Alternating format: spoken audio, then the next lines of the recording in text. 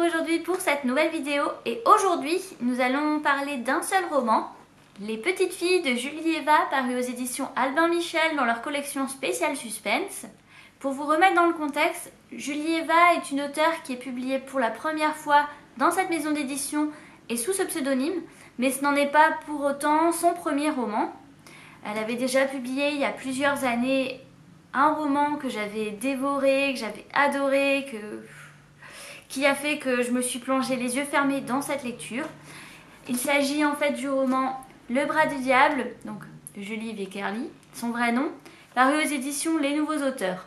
C'est un roman qui a été adapté par la suite au format livre de poche. Alors je ne sais plus quelle maison d'édition c'était, je ne pourrais pas vous jurer si c'était Pocket ou qui c'était. En tout cas, c'est un roman qui est maintenant limite introuvable en neuf. Par contre, j'ai vu qu'on peut toujours se le procurer sur les sites d'occasion, genre Gilbert Joseph ou Presse Ministère. Dans tous les cas, si vous cherchez toujours un livre en particulier, vous pouvez aller sur Chasse aux livres.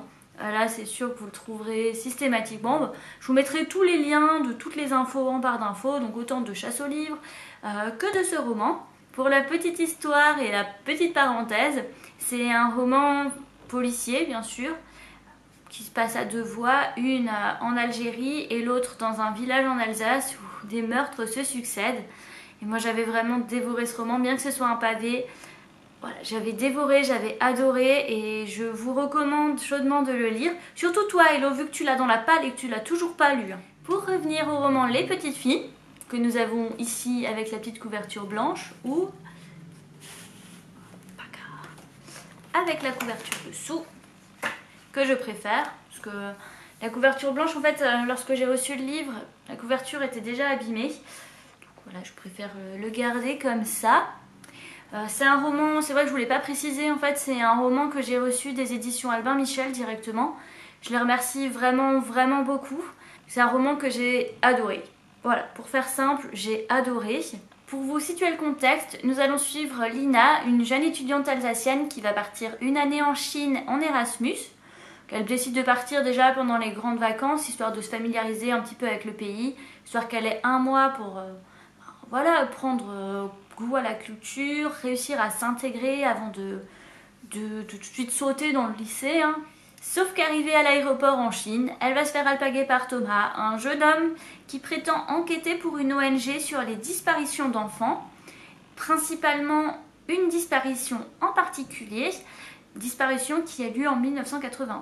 Lina va accepter de travailler pour lui, de servir d'espionne dans le village du nom de Moody, où la disparition a eu lieu bien des années auparavant. C'est un récit qui va se dérouler sur deux époques. La première, en 2013, lorsqu'on va suivre Lina, qui va enquêter dans le petit village, qui va poser des questions qui vont un peu bouleverser l'équilibre du village. Et la deuxième partie se passe en 1991, lorsque nous allons suivre la petite fille qui va disparaître dans des circonstances un peu bizarres. Autant vous dire que j'ai été happée par le roman dès les premières lignes. Dès les premières lignes, j'étais déjà à fond dedans.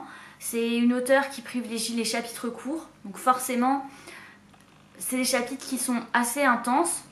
Ce que j'ai beaucoup aimé d'ailleurs dans cette construction avec le passé et le présent, c'est le fait que lorsqu'on arrivait à la fin d'un chapitre court, que ce soit dans le passé ou dans le présent, le chapitre suivant, il faisait vraiment écho.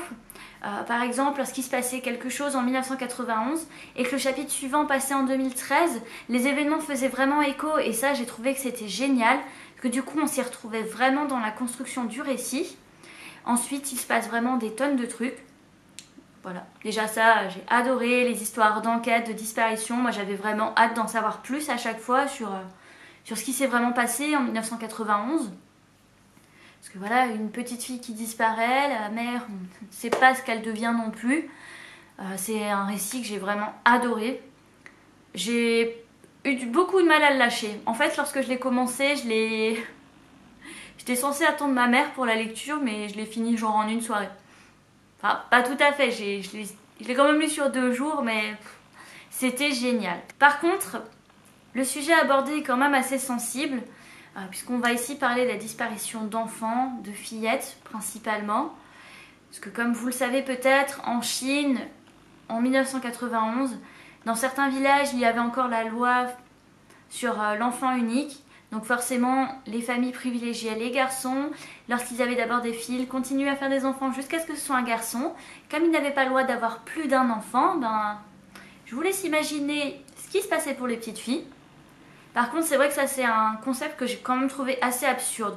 Parce que dans le roman, on se rend compte qu'il y a beaucoup trop d'hommes en Chine, beaucoup trop d'hommes par rapport à la population féminine. Du coup, ils sont obligés d'aller chercher les femmes à Taïwan. Ça, c'est un truc que je ne peux pas comprendre. Je peux pas comprendre dans le sens où, merde, s'ils avaient pu garder les filles au début, ils n'auraient pas de soucis d'hommes beaucoup plus présents que de femmes. Je sais pas. C'est un concept que je ne peux pas comprendre. De toute façon, c'est une culture qui contient des choses que je ne peux pas comprendre de base. C'est un roman qui va également montrer les conditions des femmes et des enfants à cette époque-là. C'était pas forcément hyper glorieux. C'est pour ça que c'est un roman qui est assez dur, surtout au niveau de la fin. Je vous avoue que j'avais imaginé des tonnes de choses. C'était celle à laquelle je n'avais pas pensé. Et lorsque j'ai refermé le roman, j'étais là. Ah ouais. Et franchement, c'est vrai que c'était assez dur, même pour moi. Même si je m'imaginais des choses horribles, ben, je m'imaginais pas ça. Et voilà, rien qu'à y penser, j'en suis encore toute retournée. C'est horrible. C'est horrible. Mais c'est une auteure que je vous recommande tout de même, parce que la façon dont elle écrit, c'est génial. Je n'ai jamais été en Chine, mais lorsque j'ai vu les photos en fait sur son blog, parce qu'elle est partie en Chine, je ne sais plus combien de temps, je crois qu'elle était partie pendant 1 ou 2 mois. En tout cas, quand j'étais sur son blog, j'ai vu les photos. C'est exactement ça dans les descriptions, on s'y retrouve. Voilà, j'avais vraiment l'impression d'être dans ce petit village de Moody où il faut d'abord marcher limite pendant 3 heures avant d'y aller parce que le chemin est tellement étroit, on ne peut pas y passer en vélo ni rien. Les petites filles, c'est un roman que je vous conseille si vous aimez les histoires haletantes. Les chapitres courts, les romans qu'on ne peut pas poser avant de les avoir finis. Les enquêtes. Par contre, petit bémol, si vous êtes assez sensible vis-à-vis des enfants, des disparitions d'enfants, de ce qui peut arriver à ces enfants, je ne vous le conseille pas trop, parce que c'est quand même assez dur ce qui se passe à la fin, assez horrible. Mais c'est quand même un roman que je vous conseille, que j'ai adoré. J'espère que l'auteur va publier rapidement un nouveau roman.